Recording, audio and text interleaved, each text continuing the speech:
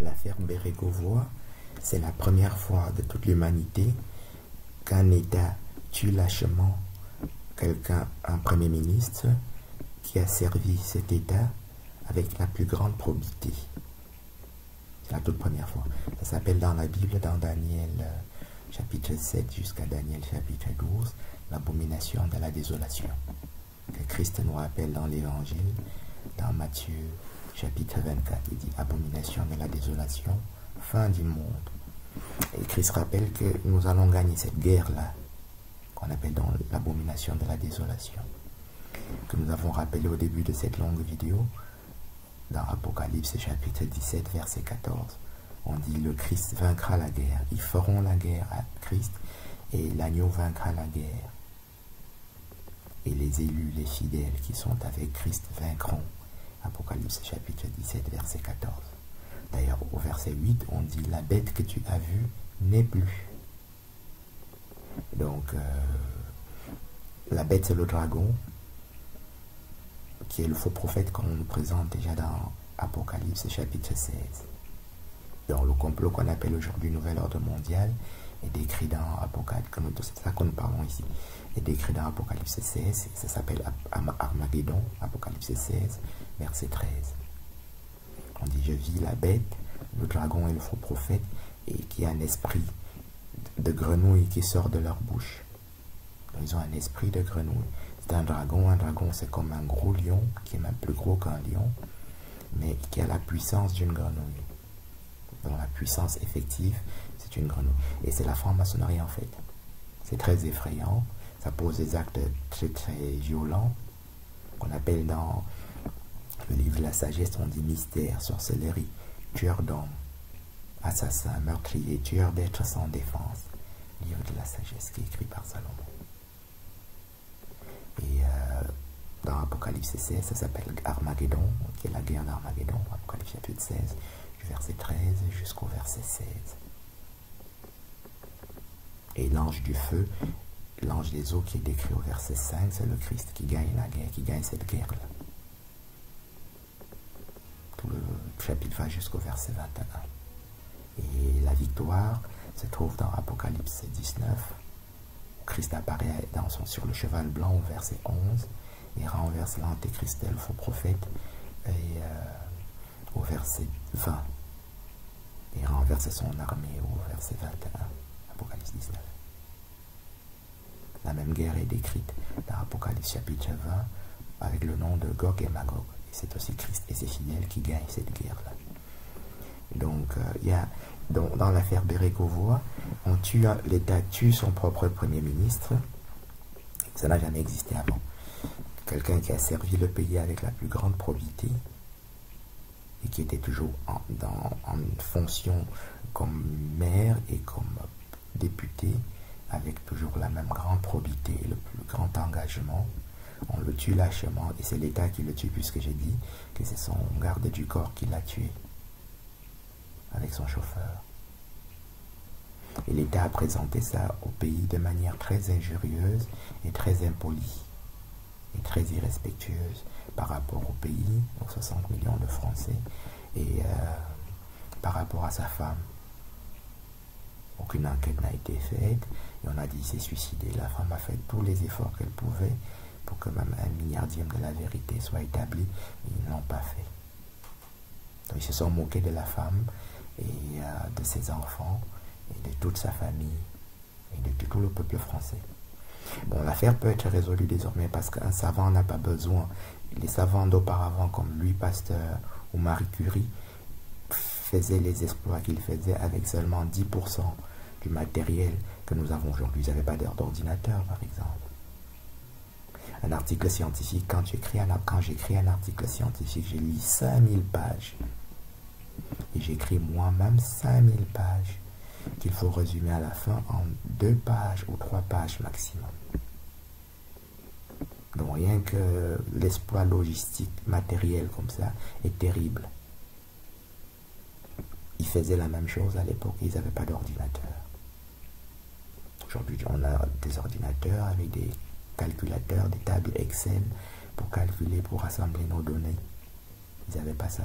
Donc, tu peux résoudre une grosse affaire sans, tu n'as pas besoin de dire ils n'ont pas fait d'expertise balistique. Ça, il ne faut pas raconter une histoire comme ça. Il faut juste dire que, bon, voilà, voici la preuve que c'était un assassinat. Parce que, voilà. Et puis, rester même dans cette preuve-là. Hein. Un soliste, il n'a pas besoin d'aller très loin. Il peut jouer sur la moitié de son clavier. Hein. Il n'a pas besoin de jouer sur tout le clavier. Et faire une partition qui est satisfaisante. On n'a pas besoin de l'expertise balistique. Hein. On n'a pas besoin de choses comme ça. Tout ce que nous avons dit, on peut rester sur ce qu'on a déjà dit là. Le mois dernier, j'ai dit plus que ça. Mais il fallait juste dire des choses qui sont fermées. Tu prends un pilier, tu fais des fondements qui sont fermés. Donc, on va terminer ça. Donc ici, nous venons de rappeler que donc, ça s'appelle l'abomination de la désolation, fin du monde, dans Matthieu chapitre 24. Et Christ décrit là que nous allons gagner cette guerre. Le Ku Klux Klan, qui est donc une création d'Albert Pike, qui est un Ashkenaz, qui est le père de la franc-maçonnerie, qui a écrit tous les rites de la franc-maçonnerie, est responsable de cette chose-là. C'est aussi eux qui ont assassiné Jean-Paul Ier. Et à partir de Jean-Paul Ier, tous les papes sont vraiment faux. Et à partir après Bérégovoy, tous les ministres sont faux. C'est ça qu'on appelle un hologramme, ça veut dire ce sont des gens qui ce n'est plus des ministres. Voilà. C'est ça qu'on appelle l'abomination de la désolation. En fait, je parlais de mon affaire, de l'affaire Tuech, et du rapport que les policiers ont fait dans mon affaire. Et c'est très grave parce que un policier a une probité d'intégrité et d'incorruptibilité. Donc, les rapports que les policiers de Talence ont fait dans mon rapport, dans mon dossier devant la justice, et c'est très grave parce que un policier a une présomption d'incorruptibilité. Donc si un policier dit quelque chose sur toi, tout le monde pense que c'est vrai. Alors quand un expert dit la même chose ou dit autre chose, tu peux dire que c'est faux et tout le monde croit que c'est faux. Parce qu'un expert, c'est un civil qui n'a pas la même présomption d'incorruptibilité. Quand tu attaques des juges, comme je le fais maintenant à la Cour de cassation, ça choque hein, parce qu'il y a 80 juges. Mais tout le monde sait qu'un juge qui a une présomption d'incorruptibilité. La Cour de cassation est d'ailleurs là pour ça. Hein. La Cour de cassation ne juge pas le fond de l'affaire et se contente de constater que les juges n'ont pas rendu le droit. Voilà. C'est de ça qu'on parlait. Mais comme l'affaire de Bérégovoy est une affaire beaucoup plus grave puisque c'est une affaire d'État et qui n'avait pas été lavée jusqu'à présent, la digression que je fais maintenant sur ce que j'étais en train de raconter est très très importante. Donc je répète, j'ai fait une série complète sur l'assassinat de Pierre Bérégovoy en septembre et en septembre dernier. Il suffit de taper Tuech sur YouTube, assassinat de Pierre Bérégovoy, qui a donc été repartagé parce que c'est la première fois qu'une analyse comme ça est faite. Et les gens ont toujours mal analysé cette affaire. Bien, donc, en troisièmement, il était allé manger en famille hein, dans son village. Bon, il avait l'âge d'un grand-père, pas d'un vieillard, hein, mais même si c'est une famille rapprochée, donc c'est seulement lui, sa femme, ses petits-enfants. Tu as ses enfants et ses petits-enfants, tu as 20 personnes. Hein. Tu as des enfants de 2 ans. Et les enfants de 2 ans, 4 ans, ils jouent. Hein. Ils jouent du matin jusqu'au soir. Donc quand tu manges, ils font du bruit. Hein. Même si tu as seulement mal à la dent, tu ne vas pas manger en famille. Hein. On ne parle pas de dépression ni de cafard. Si tu as mal à la dent, tu ne vas pas manger en famille. Parce que les gens bavardent, et même dans une famille, on raconte des histoires. Et les enfants jouent, ils font du bruit. Tu ne vas pas manger pendant 1 heure, 2 heures en famille avec des enfants qui font un boucan incroyable, et quand tu es dépressif. Ce n'est pas possible. Donc, il a fait 3 choses qui sont parfaitement impossibles médicalement. Tu ne peux pas sortir le 1er mai, un jour férié, tu restes chez toi. Tu as une entorse, tu restes chez toi. Tu as mal à la dent, tu as le cafard, tu restes chez toi. Tu fais une dépression nerveuse, même seulement modérée, pas sévère. C'est seulement quand c'est sévère que tu te conduis au suicide. Même une petite dépression nerveuse, tu ne sors pas chez toi le 1er mai. Hein. Bien. Et il est sorti, il a reçu 20 syndicalistes qui racontent des choses incroyables. C'est-à-dire qui sont en train de dire que oui, il y a un licenciement chez les cheminots, ou qu'il y a licenciement chez les policiers. Ils racontent des trucs incroyables, les syndicalistes. Hein. Et tu dois régler ça parce que tu es député ou parce que tu es maire. Hein. parle des choses compliquées. Vu qu'il y avait 500 personnes et qu'on a licencié, qu'on va licencier 30 l'année prochaine. C'est très compliqué, l'histoire comme ça. Hein. On a reçu 20 syndicalistes pour parler des affaires très compliquées. Puis l'aller au canoë, au kayak, c'est compliqué aussi. Ça a beau être une fête, c'est très compliqué. Parce qu'en tant que député, il faut en plus gérer des problèmes pendant ce genre de choses aussi. Et puis aller manger en famille. Aucune de ces trois choses tu ne fais même quand tu as seulement une douleur dentaire. J'avais expliqué cette manière à fond dans les vidéos. Donc celui qui est intéressé doit regarder. C'est parce que c'est un problème extrêmement grave et que malheureusement les journalistes et tout le monde n'ont pas compris ce que c'était comme problème. Les psychiatres, c'est souvent les derniers de la classe. Hein. Donc parmi 100 médecins, les psychiatres arrivent 90e, 91e, jusqu'à 100. Ce qui fait qu'un psychiatre même ne peut pas analyser comme je fais ici. Dans l'affaire de la Germanwings, ça avait aussi parlé, c'est des exceptions. Il y avait, bon, moi je vais prendre un exemple personnel à nouveau. J'ai acheté une voiture de sport en 93, quand j'étais toujours étudiant en médecine. À Tivoli, quelque part par là, quelqu'un avait mis une magnifique voiture de sport en vente, je suis allé pour acheter, puis je lui demandais pourquoi il vendait une voiture comme ça à un prix aussi banal. Il m'a dit que oui, il est pilote, mais il refait une conversion professionnelle. Et en parlant, quand on signait le contrat, il a vu que j'allais être médecin l'année d'après. Et alors il s'est confié, il a dit que lui, il fait une dépression nerveuse, mais comme il est pilote, il ne peut plus piloter, il ne peut plus faire ce métier-là. Il se portait bien. Donc sa dépression nerveuse semblait équilibrée, mais c'était en 1993, ça fait presque 20 ans avant l'affaire de la Germanwings. Ma fille n'était même pas encore née. J'étais avec ma femme.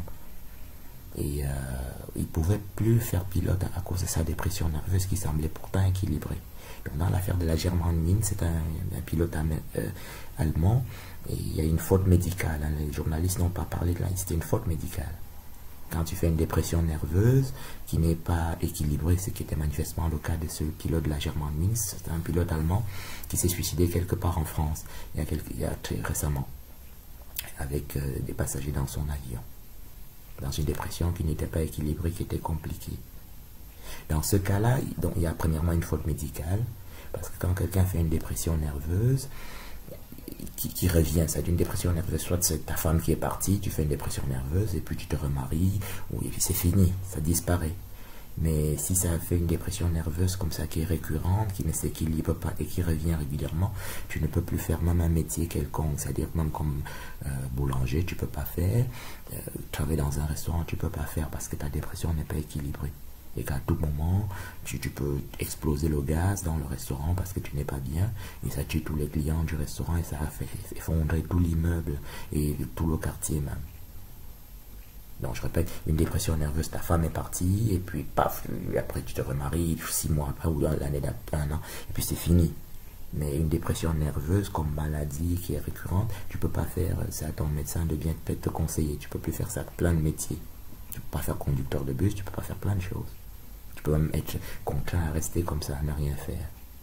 Donc dans l'affaire de la Germanwings, qui est une dépression caractérisée, qui n'était pas équilibrée, qui était chronique, tu ne peux plus faire ce métier-là.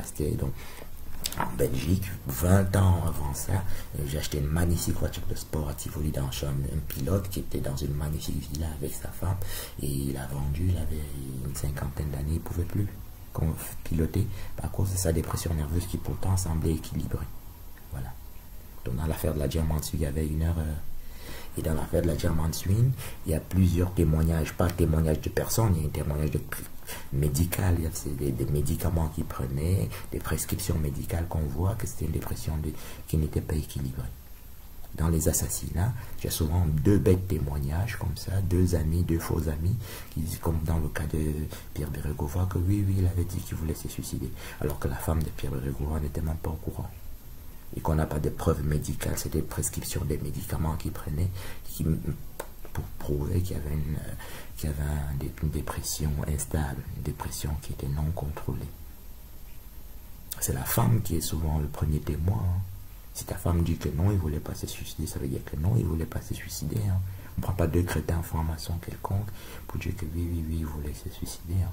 Ça, c'est pas un témoignage, ça. Hein. Dans des conditions normales, un journaliste normal ne tient pas compte de ce genre de conneries. Hein. C'est parce que je répète, il n'y a plus de journalistes. Hein. Il faut savoir ces choses-là. Hein. Et je suis pas en train de parler de moi, et les conséquences des choses sont terribles. Le journaliste en question s'est fâché parce qu'il est à Lille, et que c'est une ville qui est avec un bon maire, et c'est une ville qui est très très équilibrée, qui est très propre. Et il y a des problèmes de désert médical, c'est comme ça qu'on appelle ça en France, et qui n'est pas très grave à Lille. Donc ils peuvent contrôler le problème très rapidement. Donc si tu as un seul directeur médical qui commence à faire des conneries, le premier japonais qui vient travailler, si tu le payes pas, il rentre au Japon, hein, et là-bas il raconte que oui, on m'a pas payé. Alors que s'il est bien, 10 japonais arrivent rapidement. Et si 10 japonais viennent travailler parce que c'est bien à Lille, ça suffit pour régler le problème des déserts médicaux à Lille pour 100 ans. Alors que si on ne le paye pas, il rentre au Japon, chaque fois qu'il mange avec un collègue, il raconte ça comme ça, on ne m'avait pas payé, et personne ne vient plus. Et l'autre qui s'en va en Chine, il raconte que ouais, à Lille on ne paye pas, et ça fait que les Chinois ne viennent pas non plus. Et les Chinois qui viennent passer les vacances à Paris racontent à Paris que ouais, on ne paye pas les gens à Lille. Ce qui fait que même les Parisiens ne vont pas à Lille. Comme les Chinois vont en vacances partout, ils vont en Belgique, ils racontent ça, c'est que même les Belges ne viennent pas. Et concrètement, ils m'ont payé c'était le 19 septembre 2009. Ils m'ont payé, j'ai déposé le chèque, je suis parti travailler en Guyane. Hein. Alors que j'avais été payé, j'ai arrêté mon contrat tout de suite. Mais ils m'ont remis le chèque. Parce que c'est quand j'étais chez le journaliste que j'ai compris qu'il y avait une tentative d'arnaque. Parce que le journaliste, c'est sa ville, il connaît les hôpitaux, il connaît les cliniques, parce qu'ils font des histoires comme ça, les journalistes. Ils vont faire des reportages partout, donc il sait qu'il n'y a pas de problème financier. Et bon, et quand on m'a donné mon chèque, j'ai vu que ce n'était pas un problème financier. Donc je pensais que c'était une tentative d'arnaque. Je suis parti. Donc j'ai arrêté mon contrat instantanément. Je suis parti travailler en Guyane française. Voilà. C'était le 19 septembre qu'ils m'ont donné le chèque. Le 19 septembre 2009. Je suis parti. Et il s'est fâché pour ça, le journaliste, parce qu'il a compris, il a analysé ça propre. Je ne suis pas journaliste, mais j'ai pensé qu'il a analysé ça comme ça. Il s'est dit que si un Gabonais ou un Japonais vient travailler chez nous, et ça peut régler si on le paye, si on lui donne à manger, on lui donne des pulls et des femmes, et il va rester. Il va à téléphone faire venir des copains. Et qu'il n'y aura pas de problème de désert médical. Lille, c'est une magnifique ville, très propre, et qui peuvent régler tous leurs problèmes facilement. Donc, ce n'est pas une grosse ville incontrôlable comme Marseille, Paris. Hein. C'est des petites villes qui sont très bien contrôlées avec un bon maire et une très bonne équipe par-ci, par-là, ce qui fait que les problèmes de déserts médicaux, ça peut être contrôlé très facilement. Et que si un bête directeur qui commence à faire des conneries, et le journaliste l'a pris, il a compris ça comme ça. Donc quand tu vas à la police, moi j'ai pris le TGV de Paris pour Bordeaux le 30 septembre 2019. J'étais très surpris, c'était 20 h et le train était plein d'avocats et de médecins qui travaillent à Paris et qui viennent habiter Bordeaux. J'étais très surpris. J'étais en deuxième classe, avant je voyageais en première classe quand j'exerçais, mais maintenant c'était en deuxième classe et c'était plein et chacun a son ordinateur, c'était des avocats. Donc tout un TGV, peut-être 1000 passagers qui viennent habiter Bordeaux. Hein. Peut-être que si tu es policier à Paris, quelqu'un vient te dire on a volé mon sac à main, et tu t'en fous. C'est-à-dire que la même personne l'année prochaine elle vient habiter à Bordeaux hein, ou à Marseille. Hein. Donc nos actes ont des conséquences incroyables. Hein. Voilà. Et donc conséquemment, j'ai pris mes affaires, je suis parti travailler en Guyane en 2009. Donc j'ai arrêté, c'est une magnifique clinique d'urologie, la plus grosse clinique de l'île, à cause d'une bête connerie comme ça, j'ai jamais su pourquoi c'était. Donc je suis parti tout de suite. Voilà. Et j'en ai parlé quand tu es en Guyane, tu dis ouais je viens de tel endroit et on m'avait pas payé, tu racontes ça comme ça. Hein. Voilà. Et puis les gens ils vont plus là-bas. Et c'est pour ça que ce journaliste avait vraiment bien fait de réagir comme ça. Mon affaire actuelle, je ne dis pas que c'est une simple affaire puisque elle se trouve à la Cour de cassation et qu'il y a 80 magistrats qui sont impliqués dedans. Mais raison de plus. Dans un pays comme la France, on ne peut pas accepter qu'il y ait des hôpitaux psychiatriques où on enferme des gens pour rien. Et en fait, je voulais parler du professeur Luc Montagnier. Je l'ai vu en juin dernier passer sur une très très grande chaîne française. Et à un moment donné, dont il a dû répondre à une question du journaliste sur le Covid et le vaccin et le faux vaccin. Il a dit que c'est un faux vaccin et que c'est un crime même que les médecins puissent penser qu'il faut faire ce vaccin. Il a dit que c'est terrible, c'est comme ça qu'il a dit, hein, que les médecins généralistes, tout le monde, que personne ne devait faire ce vaccin-là. Et le journaliste lui a dit, vous n'avez pas peur qu'on vous fasse interner en psychiatrie quand le professeur Fourtenier. Bon, le seul fait que le journaliste ait posé cette question, c'était terrible. Donc, il y avait un professeur Fourtenier qui était enfermé depuis plusieurs mois, et aucun journaliste n'a investigué sur l'affaire. Et un grand journaliste sur une grande chaîne de télévision utilise ça même, ou pose même une question comme ça. Donc ça, c'est la preuve que c'est pas un journaliste. Hein. Il y a 10 ou 20 ans, la même affaire, un journaliste quelconque va faire un reportage pour voir pourquoi on l'a enfermé, pour voir de quoi il s'agit, et il lit ça à l'affaire Giacomo, il lit ça à mon affaire.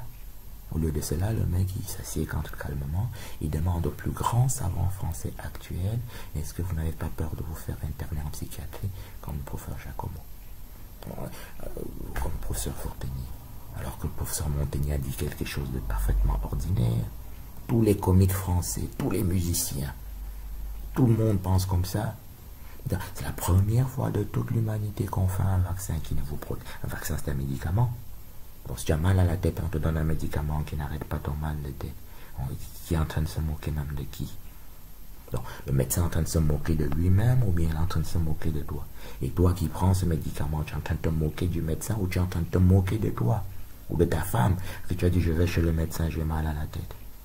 Donc, il y a une fumisterie globale dans cette affaire qui est terrible. Un vaccin, c'est un médicament qui est préventif, mais qui est aussi thérapeutique. Donc, on te le donne parce que tu ne vas pas attraper la grippe. C'est ça l'esprit du vaccin de la grippe. Le médecin te fait le vaccin parce que tu ne vas pas attraper la grippe. Et en ne l'attrapant pas, tu ne vas pas le contaminer à quelqu'un qui est même peut-être plus fragile que toi. Et que lui, s'il l'a, il va mourir. Donc, tu te protèges et tu protèges l'autre personne. Si maintenant tu as un vaccin qui ne donne pas au moins ces deux prérequis, c'est-à-dire qui ne te protège pas parce que tu peux attraper la maladie et qui ne t'empêche pas de transmettre la maladie. Ça, c'est les deux prérequis. Hein. Il y a quelques autres, mais on ne va pas compliquer plus que ça. Donc, le journaliste était totalement faux d'avoir posé cette question à Luc Montagny. Hein. Chacun peut retrouver ça. Il suffit de l'appeler Luc Montagny, Covid. Voilà. C'est terrible. C'est ça la société. Donc, avant, on a mis un professeur Forteni dans un pays qui est le premier pays des droits de l'homme. Hein, ce n'est pas les États-Unis. Les États-Unis, c'est un pays même plus barbare que l'Arabie Saoudite. Hein. Les pays les plus barbares au monde, c'est l'Arabie Saoudite, c'est les États-Unis et l'Australie. Hein. C'est des pays qui sont partis d'Angleterre et qui ont envahi et qui ont tué tout le monde là où ils ont conquis, qui ont exproprié les gens de force. Hein. Donc les droits de l'homme, ce n'est pas les États-Unis, contrairement à ce qu'on peut croire. Les droits de l'homme, c'est toujours la France. Le premier pays des droits de l'homme, c'est la France.